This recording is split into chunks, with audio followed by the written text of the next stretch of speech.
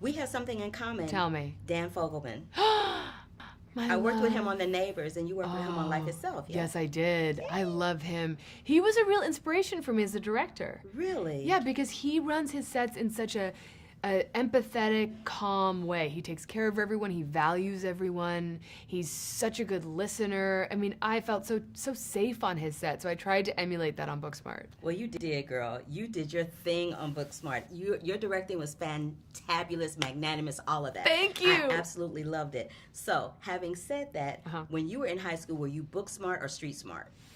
I would like to say I was a combination. Okay. And I think that I struggled with that for a long time. I was like, do I have to choose? You know, it just feels like you have to choose when you're young. Like, what are you? Pick a lane.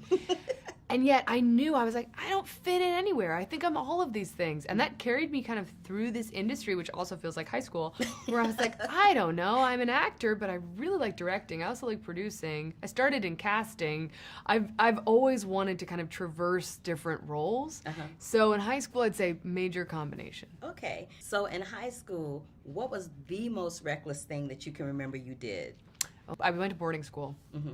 And my best friend and I left the countryside of boarding school life to take the train to New York City, where we went in and I got a really terrible tattoo. Oh. I was 13. This is why 13-year-olds should not choose their own tattoos or get them at all. Share what it was. It's really bad. It's still on my body. Of course it no. is. It's a dragon that's spitting fire, but the fire is also a shark. And it represents earth, wind, and fire. And it's so bad. It goes, I started Earth, Wind, and Fire. It represents, like, I mean, it's that time in my life. It was an adventurous time. Being young is wonderful, but it was a bad idea. But it made me start the Bad Tattoo Club. So if you have any bad tattoos that you want to share. Yeah, I'm needlephobic. I can't roll. You can't be in my club. I can't be that chick. One morning, it was a Sunday morning at 8:30 a.m. I got a call from Allison Jones, and she said, Olivia, you have to get to the office now. There's the most brilliant actor in here, and you need to see him. And I was like, Allison, why are you working on Sunday morning? She was like, because he could only be here now. He goes to NYU.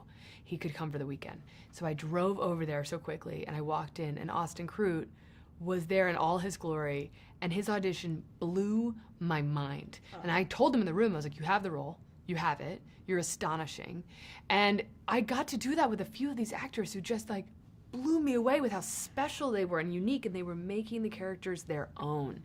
Then Jessica was like my dream girl cast. I mean, I was just, I think Jessica Williams is one of the most beautiful, thoughtful, interesting, soulful women and artists, and I loved her unique voice that she would bring to this character, and she made it her own. She changed it from what it was in a way that was, she just made it so much more interesting.